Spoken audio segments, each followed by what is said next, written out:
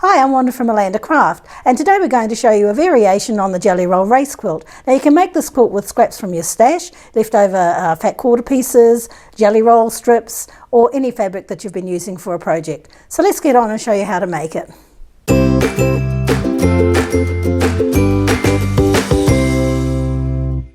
So what we need are strips cut into 2.5 inches in width, and they can be in varying lengths, so it doesn't really matter how long they are. You can see here I have a number of different lengths. I wouldn't go less than 5 inches though, because of the way that we're going to be sewing this together.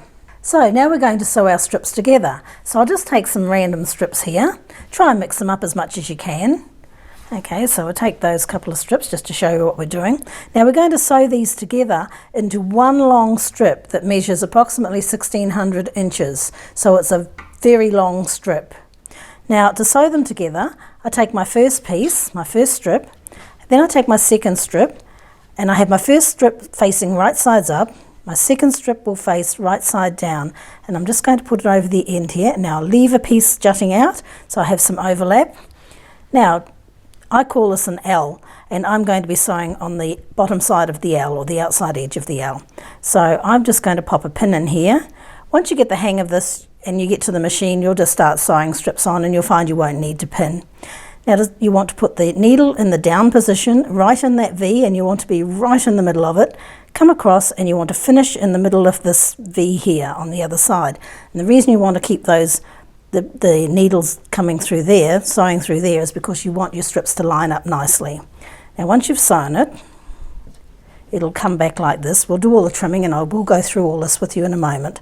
So our strips will line up, and then we'll add the next one. So the one that was facing downwards is now going to be facing upwards, and then we'll take the next strip and place that right side down, and again you can pin if you wish, and sew from the middle of the V to the other side coming out there.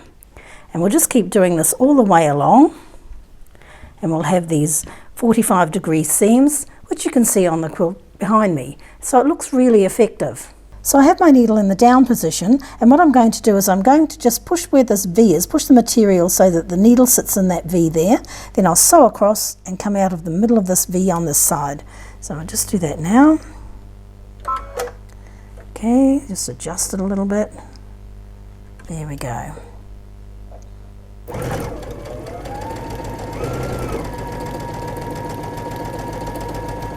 Now I'm going to cut the threads on this. You won't do this when you get going, you'll just keep sewing one strip onto the next. But I just want to show you what we're doing next. Okay, so take the pins out, and then I open it. And then what I'm going to do now is take the third piece of material, the next piece of material, and I'm going to now place that wrong sides down. Our second piece is now facing upwards. As you can see, it was like this. So now I'm just pushing it back. Again, leave a bit of an overlap. And you can pin or not, depending on what you want to do. Put my needle back in the down position. Put the V, the needle next to the V, and again, just sew across.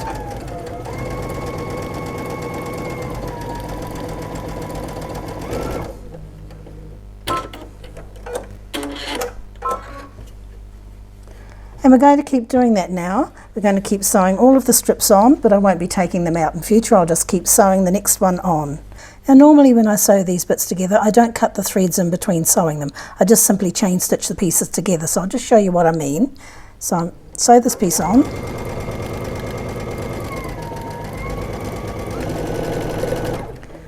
Again, take my next piece.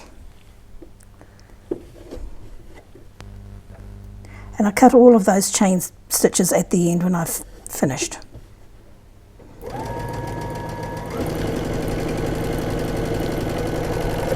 And then I just do the same thing again. Now at some point you're going to want to stop and measure the strip that you have. Now if you've been chain piecing, you're going to want to cut all these chain pieces apart so that you get one long strip. So just snip them just like that.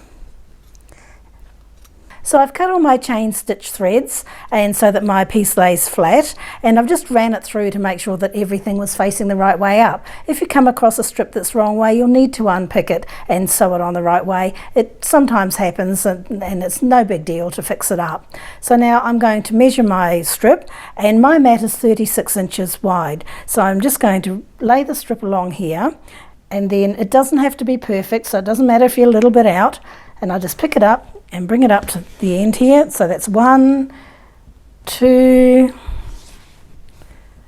3, 4. Now I'm just going to keep measuring into the end of the strip. Now I've already done this, and I know that I have 39 strips. Well, not strips, but 39 passes of my mat. So 39 times 36, because that's the width of my mat, gives me about 1400 inches. So I know that my strip is not long enough yet, because we need a minimum of 1600. So I'll go and add a few more strips. Okay, so I now have my approximate 1600 inches of strip, and what we need to do now, when you see if I lay this down, I have these bits that poke out over the top. So we need to trim all these, and we need to do every single one. So I just bring it forward, bring it like this, just lay it down, and we're going to trim about 1/4 of an inch from the seam line. So I'll just show you that now. Again, it doesn't have to be 100% accurate. Now you can also see that I have some bits that are still poking out, and I trim those off too. There's one there, turn it over and trim the other one. And now when I lay it down, you can see it's nice and flat. So I'm going to do that with every one of these joins. So I've gone ahead and I've cut off the pieces that needed to be cut off, and then I've run this strip through my hand to untangle it and untwist it until I get to the other end, and now I have my two ends together, so we bring the two ends so that they both match. And now what I'm going to do is lay one on top of the other, and I'm going to sew all the way down the strip with a 1/4 inch seam. And I just push the seams as I come to them so that they are all laying in one direction. So I've sewn the ends of the strips together, and now we have one strip that has is in two, as you can see here, joined together. And when I got to the end, despite all my efforts, you can see I have a tangle here. So what I'm going to do is just take my scissors and cut across. Okay, now I could go and sew that together, but I won't. I'm just going to cut it and straighten it. Right, run my ruler up along the edge.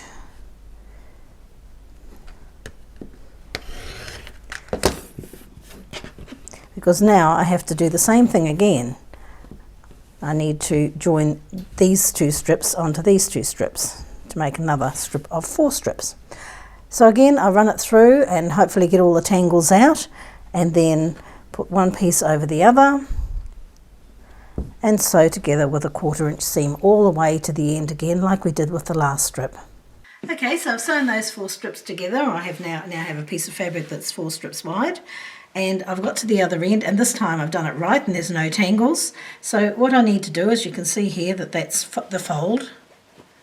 Okay, I'm going to cut that across up to the stitch line. It doesn't matter if you go past, because we will be trimming this anyway, but just give it a cut across and open it up. Here we go.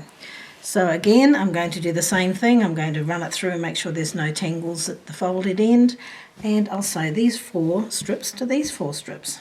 So now we have 8 rows sewn together. So once again, I'm going to bring the folded end up, and as you can see, this is the folded end here. I'll put my hand in, and I'm just going to cut across there. My scissors in. Open it out. And what we're going to do now is to bring those 8 rows over on top of these others and sew it together with a 1/4 inch seam once again. Just matching up the end, and I'll sew it all the way down. So I now have 16 rows sewn together, as you can see here, and we're on our last lot now. So I just bring up the folded edge again, and you can see it's quite wide this time. Just straighten her out a bit. pop my scissors in. If you just give it a bit of a pull against the fold, you'll find that it's easier to cut.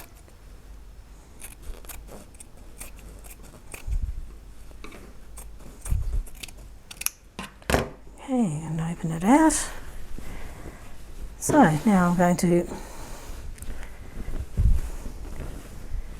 again lay one on top of the other and sew down to the end. So I'll just bring that one over there, that, and sew right down the seam line to the end.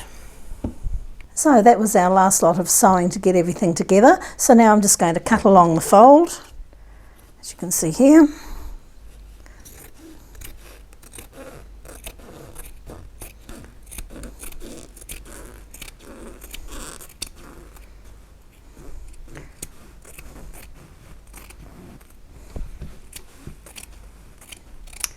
Okay, and just lay it out.